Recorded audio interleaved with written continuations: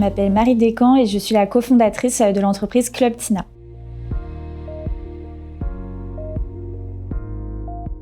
J'ai fait des études de commerce à l'école Cage à Bordeaux, d'ailleurs avec mon associée Astrid. C'était un parcours international, donc pendant 3 ans, on est parti à l'étranger. J'ai décidé de lancer une première structure où j'étais en auto-entrepreneur pour recruter des stagiaires français aux États-Unis.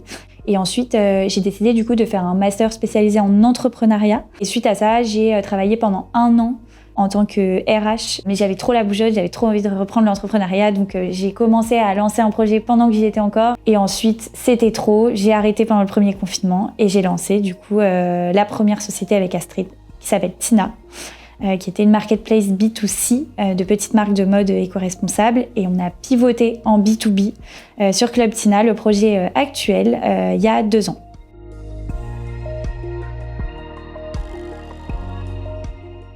Alors moi, ce qui m'a décidé à me lancer dans l'entrepreneuriat, je pense que ça fait quand même depuis que je suis très très jeune que j'avais ça, mais mes 2 parents sont indépendants, travaillent ensemble, donc c'était déjà quelque chose qui était assez mûr dans ma tête. Mais c'est vrai que pendant mes 2 stages en 3e année, pendant mes études, je les ai fait dans des toutes petites structures.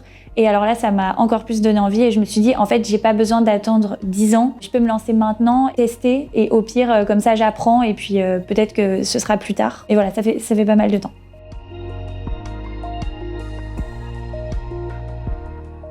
Les difficultés, il y en a plein, il y en a tous les jours, mais c'est un peu ça qui fait la beauté du métier. Je vois pas ça d'un point de vue négatif, c'est vraiment ça qui fait qu'on s'ennuie jamais. Après, les vraies difficultés, pour moi, ça a été principalement sur la partie administrative, il faut pas se mentir. Bon, moi déjà, personnellement, l'administratif, j'ai un peu du mal, comme beaucoup de personnes.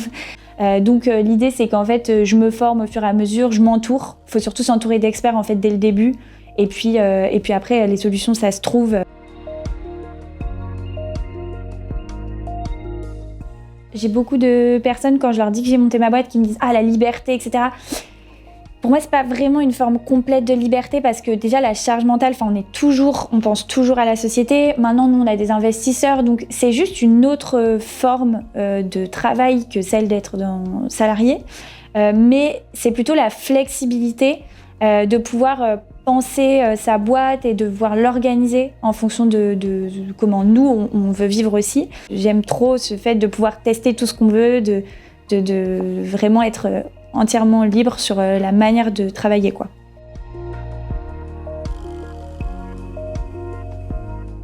Je donne pas mal de cours d'entrepreneuriat et souvent, il y a la question de l'idée.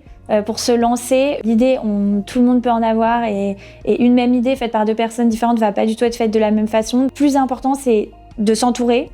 Donc à la fois dans l'équipe en interne, donc soit les associés, soit vraiment les premiers employés et l'équipe au global.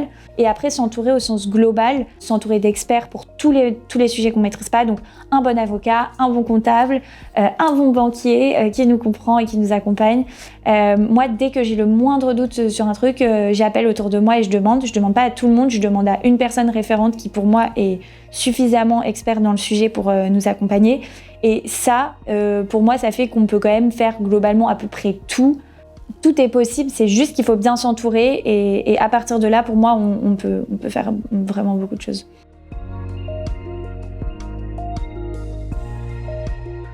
Pépite nous accompagne sur la partie comptable, qui est une immense partie de mon temps, qui l'est beaucoup moins depuis qu'on travaille ensemble.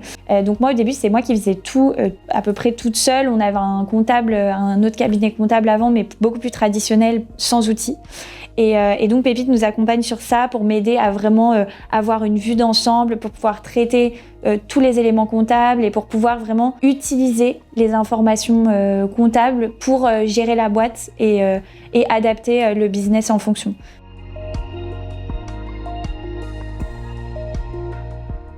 Alors moi, ce que je préfère chez Pépite, bon déjà, il y a la partie humaine, parce que dès le début, j'ai eu au téléphone, je crois, Benjamin, pendant le premier appel, et tout de suite, j'ai compris que j'allais pas être toute seule dans un immense cabinet où on n'allait pas vraiment savoir qui on est. Nous, on était dans un cabinet assez gros auparavant, mais assez traditionnel, et pour eux, on était vraiment une toute petite structure. Et pour moi, c'était une vraie charge mentale, et ça me stressait. Je suis ultra à l'aise de poser les questions quand j'en ai, dès que j'ai le moindre doute sur une fiche de salaire, un traitement comptable, enfin peu importe, mais vraiment sur la partie comptable, je sais que j'ai un référent et ça rassure. J'ai complètement réorganisé ma manière de traiter la comptabilité et donc ça c'est ultra important à notre stade, quoi.